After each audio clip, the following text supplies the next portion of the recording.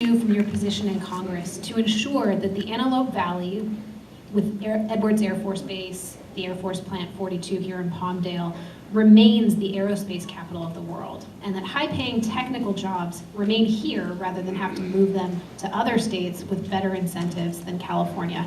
And we'll start with Mr. Caforio. Yeah, absolutely. For decades, this area right here has been not the Antelope Valley, but Aerospace Valley. And we need to make sure that we continue that for decades into the future.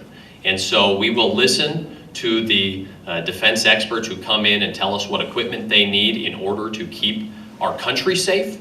And we will fight to make sure that we continue to provide the resources here in the Antelope Valley so that the manufacturing is done here, so that the aerospace research is done here.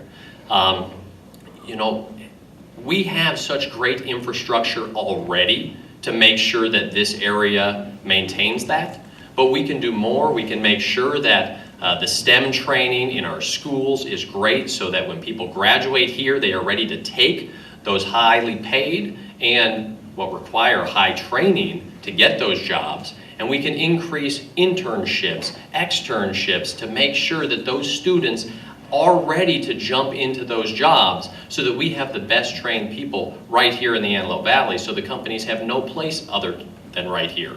It's not just about defense though.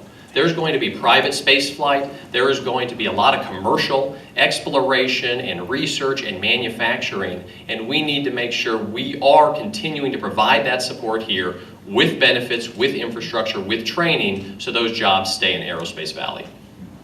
Congressman? Well, thank you. I agree. This is Aerospace Central, and I've said this all along, that the Wright brothers in their bicycle shop did a great thing in Dayton, and then they flew something in North Carolina, and so it produced manned controlled flight. But everything else has been right here. Southern California has controlled aerospace for the last 90 years. Now, I wear a pin today, which is the F-117. We're celebrating the 35th anniversary of the first flight of the F-117. There was nothing like this. We had a need, and we said, how quickly can we get it done? This is the perfect example of innovation in America. How quickly we got this done, how quickly we got it to the battlefield, and how quickly we got it to our pilots. But let's talk about a few of the things that we've done. So when I was in the Senate, we got some information. I went to GoBiz and I went to the governor and I said, hey governor, we're gonna build a new bomber. And he says, how do you know that? And I says, well, don't worry about that, but we're gonna build a new bomber. In about a month, it was released that we were gonna build a new bomber. And so he came to me and he said, what do we need to do? And I said, well, here's the deal. It could go to Missouri, it could go to Florida, it could go to Texas, it could even go, parts of it, to Virginia.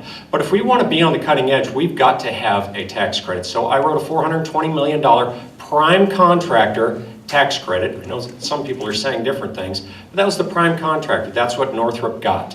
That is the reason we are going to be building much of the B-21 here today. Recently, I've put forward the Aeronautics Innovation Act. That is a roadmap for Congress. If we're going to connect to the private industry and we're going to have NASA and we're going to still have our aeronautics community together, then we have to have a roadmap. And us public citizens that have tax money have got to be involved. So part of that roadmap is a low boom supersonic demonstrator. That is already moving forward. That's going to be a Lockheed product. We also are going to work on hypersonics, because so many times we've worked on hypersonics like the X-15 or the X-43 or the X-51, and then we've stopped. So let's continue on these things. And I would need a lot more than 2 minutes if we're going to talk about aerospace. Thank you. Very good.